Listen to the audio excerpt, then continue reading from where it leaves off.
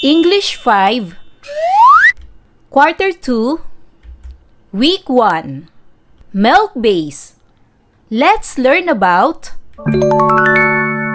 aspects of verbs.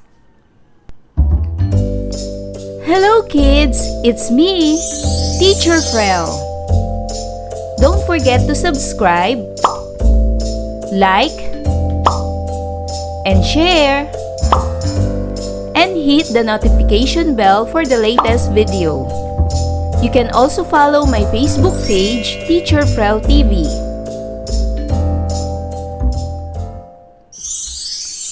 Welcome back kids! For today's lesson in English 5, we will discuss about the aspects of verbs. At the end of this lesson, you are expected to compose clear and coherent sentences using appropriate grammatical structures, aspect of verbs. Let us read the sentences below. Number 1, Tita Joanna works hard to send her children in college. Number 2, she worked as a waitress in a restaurant last year. And number 3, she will work in a foreign country to support her children's education.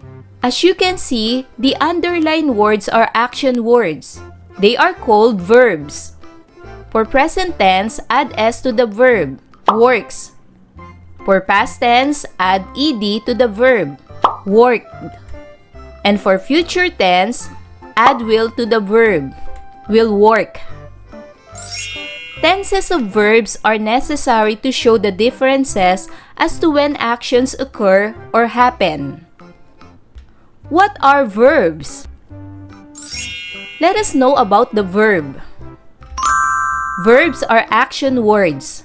For examples, play, walk, run, sing, dance, cook, jump, write, sleep. These words are action words. A verb is composed of tense and aspect. Verb tense, or the time event, indicates past, present, and future actions. Verb aspect refers to the state of action of a verb and indicates the duration or completion of an event. There are 4 types of verb aspects, and these are simple, progressive, perfect, and perfect progressive. Let us study the different types of verb aspects. First, let's study the simple aspect. Under simple aspect is letter A. The simple present tense is used to describe general truths and habitual actions. Here are the rules. If the subject is singular, use the S form of a verb. And if the subject is plural and or the pronouns I and you, use the base form of a verb. For examples, number 1, the earth rotates around the sun. The word rotates is a verb. Earth is a singular subject, so use S form of a verb. We add S to the verb because the subject is singular. Number 2, Delia walks to school every day. Walks is a verb. Delia is a singular subject. Use S form of a verb. Because the subject is singular, add S to the verb walk. Walks. Number 3, the sun rises in the east. The verb is rises. Sun is a singular subject. Because it is singular subject, use S form of a verb. Add S to the verb. And number 4, they spend their vacation in Batanes every year. Spend is a verb. They is a plural subject. Because the subject is plural, use base form of a verb, spend. Another simple aspect is letter B. The simple past tense is used to express an event or habitual action that was completed in the past. The past simple is usually formed by adding d, ed, or ied to the base form of the verb. For examples, present and past. Present, watch. For past tense, watch, add ed. Next, rain. For past tense, rained, add ed. Dance. For past tense, dance, add d. Study. For past tense, studied, add ied. Other verbs form their past tense by totally change in spelling. We call it irregular verbs. For examples, present and past tense. For present, begin. And the past tense is began, change in spelling. Next, sing. Past tense, sang. It changed in spelling. Another, write. For past tense, wrote. Next, buy. For past tense, bought. All of these verbs are changed in spelling, so we call them irregular verbs. And the last one under simple aspect is letter C. The simple future tense is used to express an action or habitual action to take place in the future time. Use will, shall plus base form of a verb. The formula is use will or shall plus base form of a verb. For examples, let's see the present and the future tense. Celebrate. And for the future tense, celebrate will be will celebrate. Use will. Next, play. Future, will play. Walk. Future, will walk. Jump. Future, will jump. Another type of verb aspect is the progressive aspect. Under progressive aspect, letter A, the present progressive expresses ongoing actions. Use be verb, am, is, are, plus ing of a verb. The signal words for the present progressive are at the moment, now, just now, right now. For examples, the students are taking the test now. Are taking is the verb. Students is a plural subject. So use be verb are plus ing of a verb taking. Number 2. The teacher is preparing the lessons. Is preparing is a verb. Teacher is a singular subject. So use be verb is plus ing form of a verb which is preparing. Number 3. I am dancing with the music. Am dancing is a verb. I is a singular subject. Then am dancing, be verb am plus ing form of a verb, dancing. Another progressive aspect, letter B, the past progressive expresses an action in progress at some specific point of time in the past.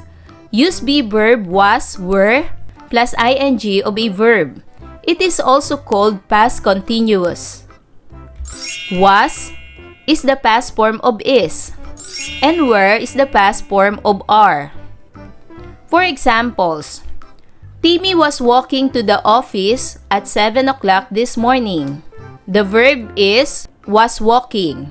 Timmy is a singular subject, so use be verb was plus ing form of a verb, walking.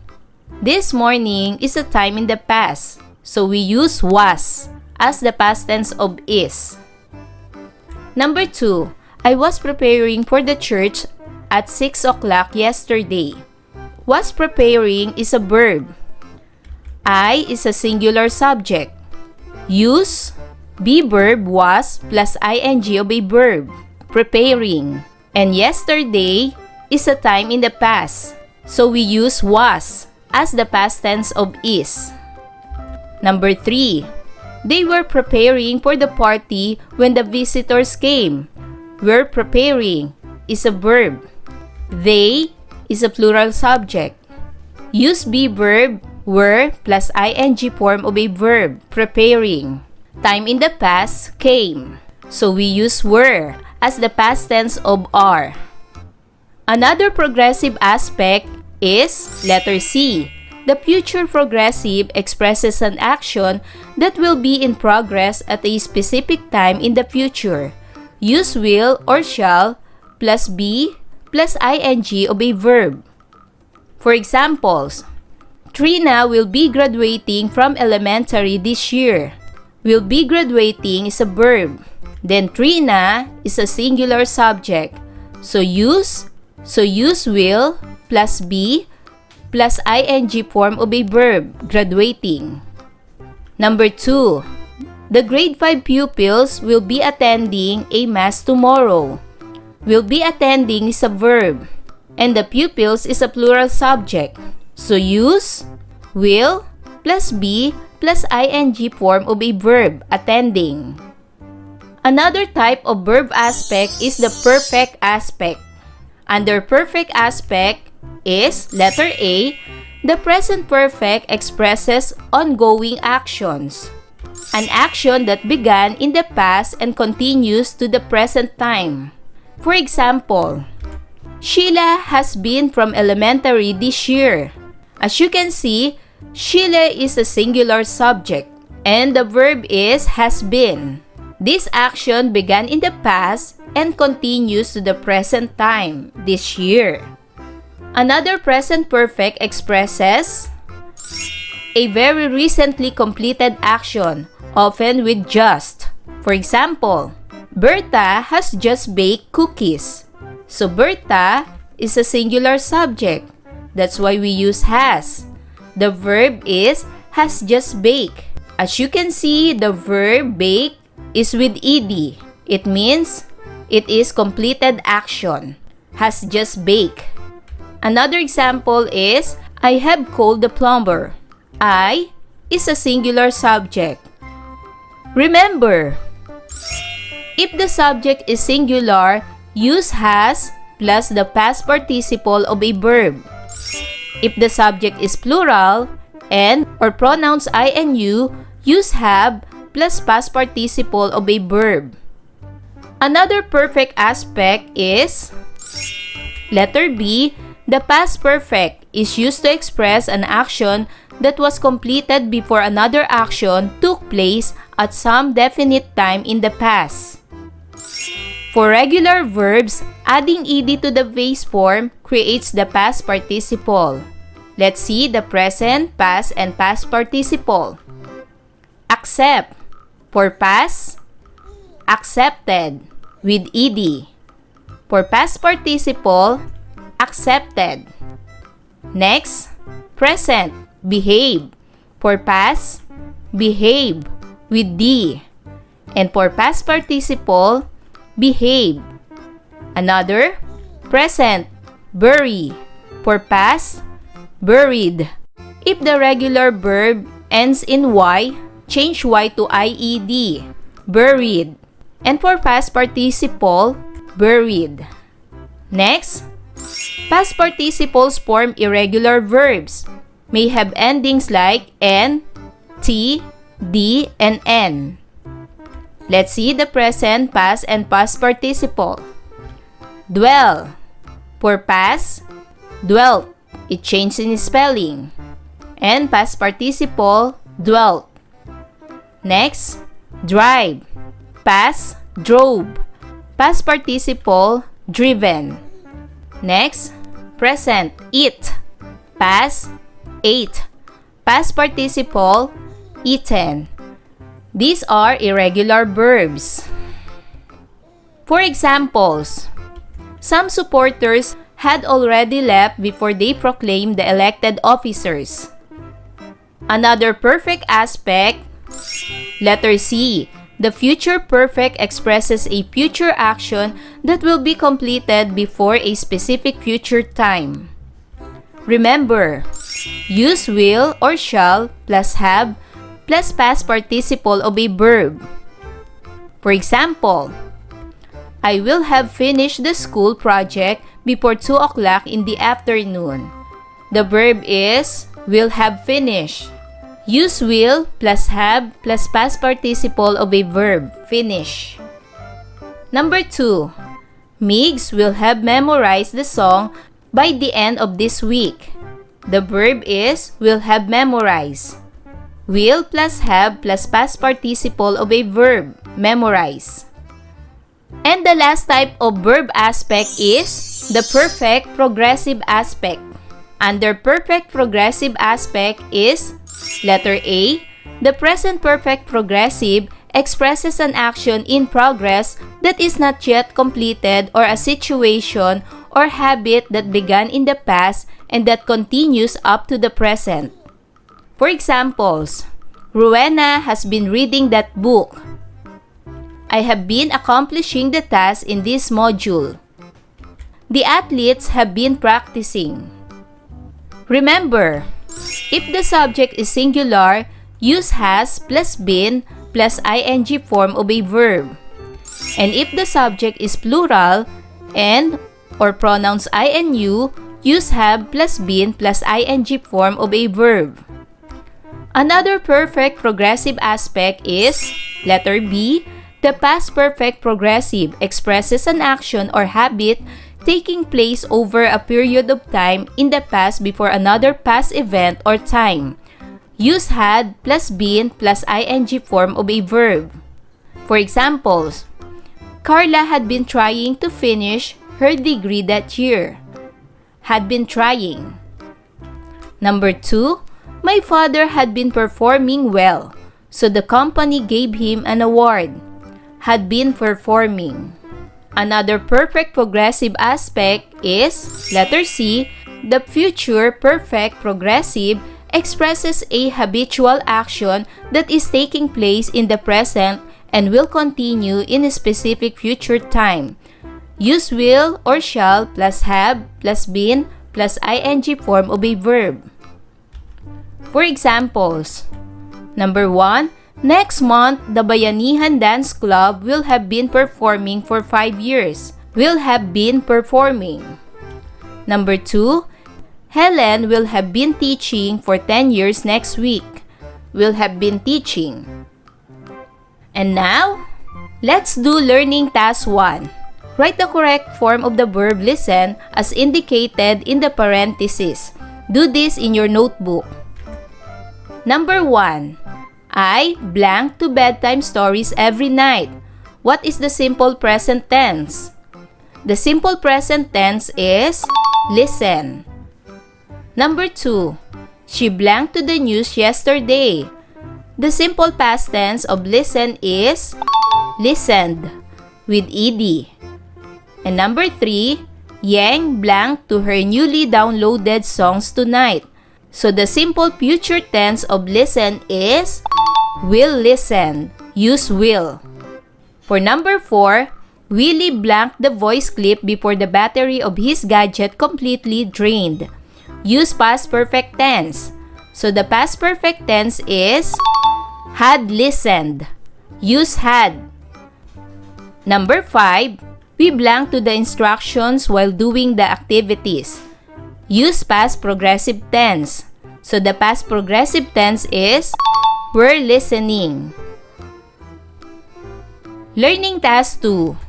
Identify the appropriate simple present tense of the verb to be used in each item. Write your answers in your notebook. Number 1. Water is a resource that every living thing cannot live without. So the correct answer is. Number 2. I thinks about the importance of water on our daily activities. The correct answer is think. Number 3. The learners answers the questions about water conservation. The correct answer is answer. Number 4. Teacher Mara convinces the children to save water at home and in school. The correct answer is convinces. Number 5. The science club proposes a water conservation program for the school. The correct answer is proposes. Number 6. Every Filipino does his, her share of serving his, her country. The correct answer is does. Number 7. Each scouting organization teaches the youth to be obedient and responsible. The correct answer is teaches. Number 8. Ethan cleans his surroundings. The correct answer is cleans. Number 9. Manny and Joy segregates their household wastes. The correct answer is segregate. And number 10. Villamil family manage the finances well. And the correct answer is manage. Learning task 3. Identify the appropriate simple past tense of the verb to be used in each item. Write your answers in your notebook. Number 1. The tourists went to Palawan last week. So the correct answer is went. Number 2.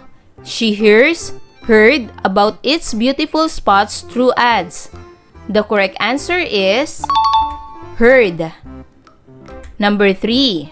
I remember my trip to Palawan 5 years ago.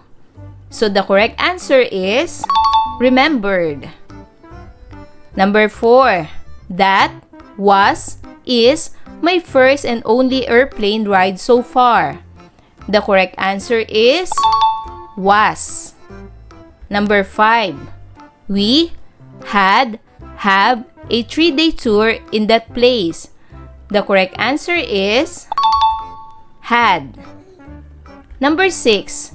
Rhea decided to apply for a job in the city last week. The correct answer is decided. Number 7. She works in a factory for 3 years. The correct answer is work. Number 8. The trip happens a month ago. The correct answer is happened. Number 9. The hen sits on its eggs until they hatch. The correct answer is sat. And number 10.